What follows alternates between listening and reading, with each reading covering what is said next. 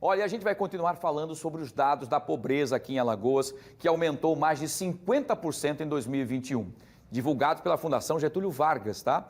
Esse resultado da pesquisa é preocupante e, por isso, nós vamos voltar a falar sobre isso e ao vivo agora com a Maria Maciel, porque a Maria está nesse momento agora, a gente quer saber o que é que diz o Ministério Público sobre esse resultado, Maria, porque é um resultado que assustou a todos nós, né? Então, o Ministério Público acontece, ele está ao vivo, passou na frente, não tem problema nenhum, nós estamos ao vivo, importante é a informação.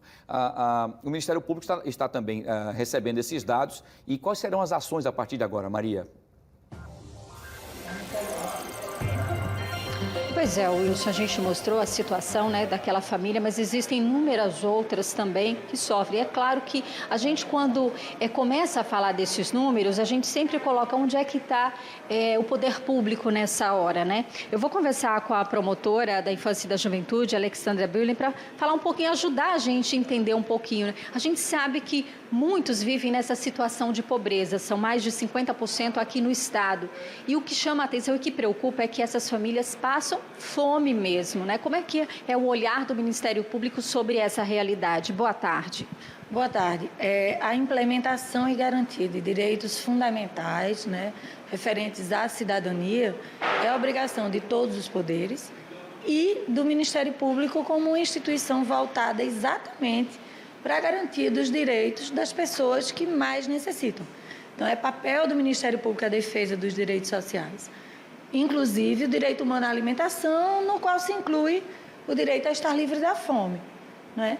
O problema é que a gente precisa, para a garantia desses direitos, a execução, a implementação desses direitos, a gente precisa prioritariamente de políticas públicas que são criadas pelo Poder Legislativo ou pelos poderes legislativos, a depender do ente da federação, e principalmente pelo Poder Executivo para a execução e a implementação. A gente tem hoje já um mandado de injunção que foi interposto pela Defensoria Pública da União, visando a implementação da Renda Básica de Cidadania, que é uma lei de 2004, né, de autoria do então senador Suplicy, que previa a implementação de um benefício que não fosse específico e que não tivesse condicionalizantes, né, como Bolsa Família, como esses programas que a gente teve, Vale Gás e Vale Educação, né, esses vales. Então, ele ampliava e aí asseguraria para todo cidadão uma renda básica mínima que fosse suficiente para garantir a alimentação, a educação e saúde, que são os eixos fundamentais mínimos da vida humana. A gente já tem uma decisão do STF determinando que o governo federal, a partir de 2022, implementasse, inclusive com mudanças orçamentárias, esse benefício, né? E aí o escalonamento, né? O atendimento, o formato, isso é de fato a cargo do Executivo, mas até hoje a gente ainda não teve, a gente espera que a partir de 2023 a gente consiga essa mudança e, novamente, né, a gente teve um retrocesso nessa situação de miséria e pobreza, que a gente tenha um avanço nessa situação. Quando a gente fala nessa questão, né, de auxílios, né, a gente vê que grande parte dessas famílias recebem um auxílio, aí, pelo menos quem tem filhos, aquele auxílio mínimo. Só que isso, na prática, não é suficiente, né? É preciso que haja também essa retaguarda, dar condições que as famílias possam prover o próprio sustento também. O Bolsa Família, ele é muito inferior ao atendimento das necessidades básicas. A verdade é essa. Então, uma família, por exemplo, que receba 81, que é o valor para uma pessoa, né, R$81, ou que tenha sido eleito por 81, ou mesmo 8 vezes 3, né? Então, 3, que seria o máximo. Isso não assegura nada, são pessoas que não têm direito à habitação. Então, vão morar onde? Na rua. Então, você já começa com uma violação gerando outra violação.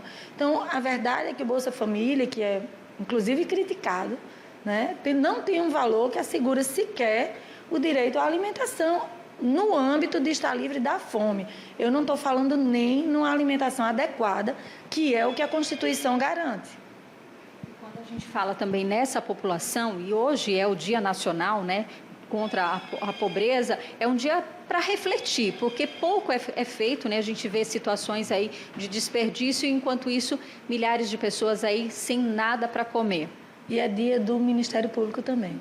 Então, que bom que a gente pudesse unir, né, esse papel do Ministério Público, como que tem por missão institucional a garantia dos direitos individuais de todo cidadão, com o dia de combate à pobreza, né? Que bom que a gente pudesse ter essa ação. Hoje a gente tem no CNMP um olhar voltado para isso, e a gente espera que é o Conselho Nacional do Ministério Público, que essa orientação nova do Conselho Nacional incentive o Ministério Público no Brasil inteiro a atuar nesse sentido.